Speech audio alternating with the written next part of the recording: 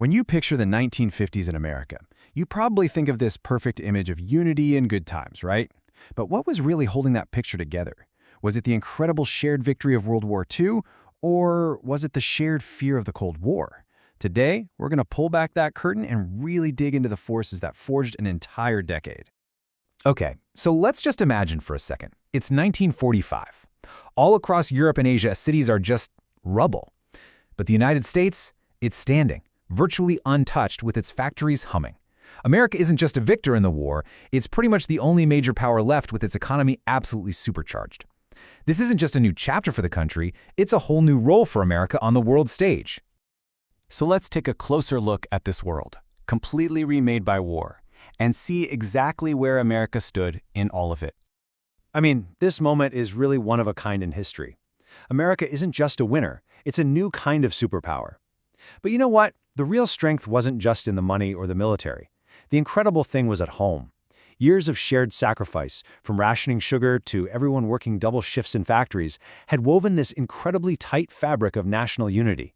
There was this powerful feeling that they had all truly won this thing together. Of course, this victory didn't just happen in a vacuum. The 1930s saw the terrifying rise of fascism, which led directly to the U.S. jumping into the war in '41. You have these massive turning points like D-Day, but then the victory in 1945, well, it unleashed something totally new and, honestly, pretty terrifying on the world, the dawn of the atomic age. So this victory, it came with a huge cost and a brand new kind of fear. And this brings us right to the heart of our whole explainer today, the central puzzle of this entire era. This is the big one. The 1950s are famous for this idea of conformity. The white picket fence, everyone agrees vision of America. But what was the engine driving it? Was it the positive momentum from the war, a whole nation deciding, hey, let's stick together? Or was it something a little darker, a nation kind of hunkering down, afraid of the new threat of communism and nuclear war? So let's break these two competing forces down, unity versus fear.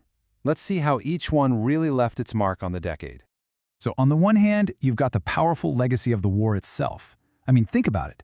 The government had coordinated pretty much everything, from car manufacturing right down to people's backyard vegetable gardens. Americans saw with their own eyes that when they all acted together, they could defeat global fascism. This left them with this deep-seated belief that national unity wasn't just a nice slogan, it was a proven tool for survival and success. But then, a totally new conflict rises from the ashes of the old one. The Cold War pits the U.S. against the Soviet Union in this massive global battle of ideas. And with the constant threat of nuclear war hanging over everyone's heads and his growing fear of communist spies at home, well, unity starts to mean something different. It becomes about stability, about showing this strong, unbreakable front to the enemy.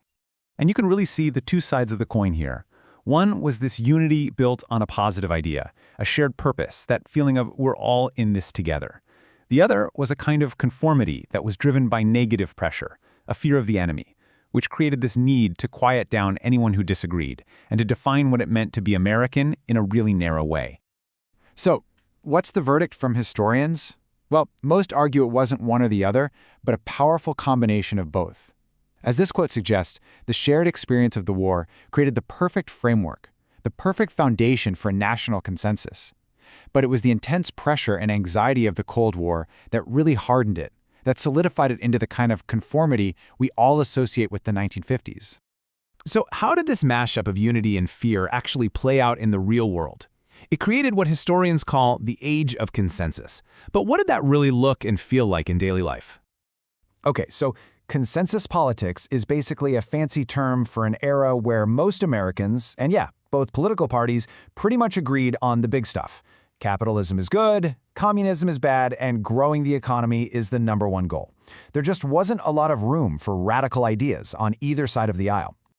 And you could see this everywhere. You saw it in the booming economy and the explosion of new things to buy. You saw it in the crazy fast growth of the suburbs, with miles and miles of nearly identical houses. And it was all reinforced by this powerful cultural ideal of the perfect nuclear family and this immense social pressure to just fit in. But here's the thing. This smooth, uniform, perfect-looking surface was hiding a lot. As strong as that consensus seemed, there were already some deep cracks forming right in the foundation. So while the mainstream was totally focused on conformity, you had these powerful countercurrents bubbling up just beneath the surface. The civil rights movement was starting to demand that the nation actually live up to its own ideals. A whole new youth culture, fueled by the rebellious sound of rock and roll, was starting to reject what the adults were selling, and writers and early feminists began asking a really dangerous question. Was this suburban dream actually a trap? So why does any of this matter to us today? Because the decisions made during this so-called age of consensus had a huge, lasting impact. It literally shaped the physical landscape of America. Through the suburbs that we built, it shaped our cultural ideas of what a family should be, and, maybe most importantly, it tells a story about which voices were celebrated and which ones were silenced, a dynamic we are still grappling with today. And that leaves us right back where we started, with that central question. Looking back, was the 1950s America holding on to the best part of itself, that powerful wartime unity? Or was it just reacting out of fear to a new, uncertain, and dangerous world? The answer, of course, is that it was both. And understanding that tension is the real key to understanding a decade that continues to shape our own.